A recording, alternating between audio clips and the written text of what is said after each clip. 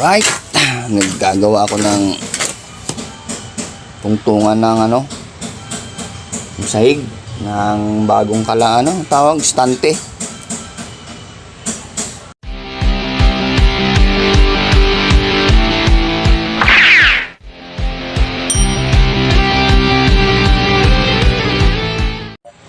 Alright, naggagawa ako ng tungtungan ng yung sahig ng bagong tawag stante.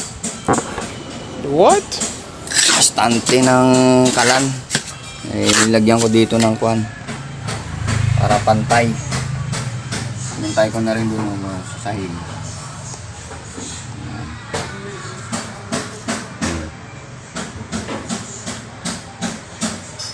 Para lupa kasi nagbulok na yung kahoy. Yung lamesa na tinutungtungan ng kalan.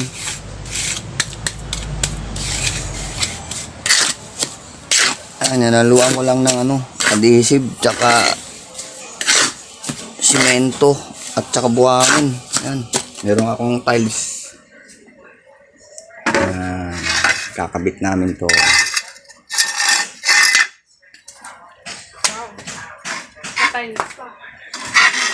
Sayang kasi yung tiles, oh. Wow! Wow! Diba? Ayan, oh. At yung basag, isasama ko yan. Buo yan dito. Right? Mamaya, kakabit ko.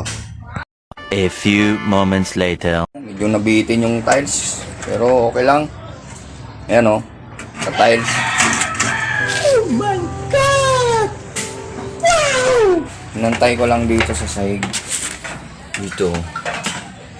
Ayan. Binigay na yung pinaglulutuan ko. So, bago kami. Ito yung in-order na yung mander, oh. Yan. Ito. Yun. Ayan, oh. Yan, ito. Ito yung lutuan. Yan. Yan.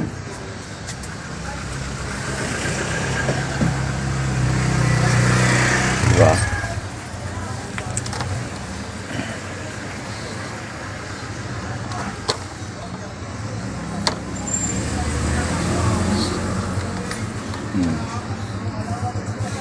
Ayun.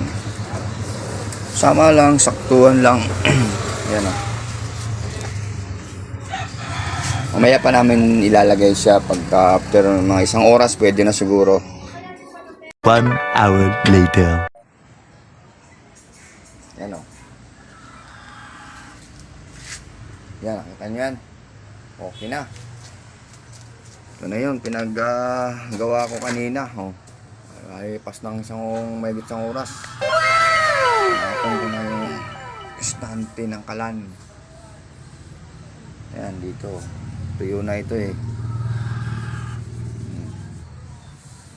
Walang gumawa niyan, eh. Bitin nga lang yung tiles pero okay lang kasi takpan naman to dito. Ito lang naman ang importante. Nice.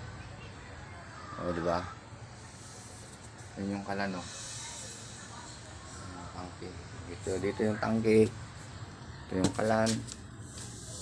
Lagay ng mga abubot, suka, patis, tuyo. Yan.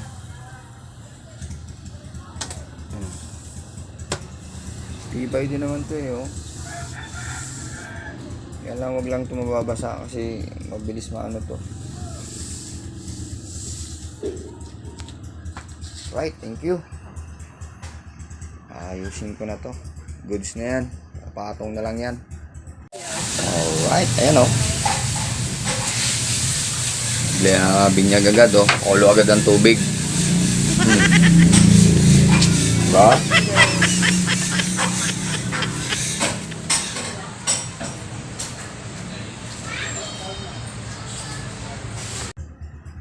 Tamat.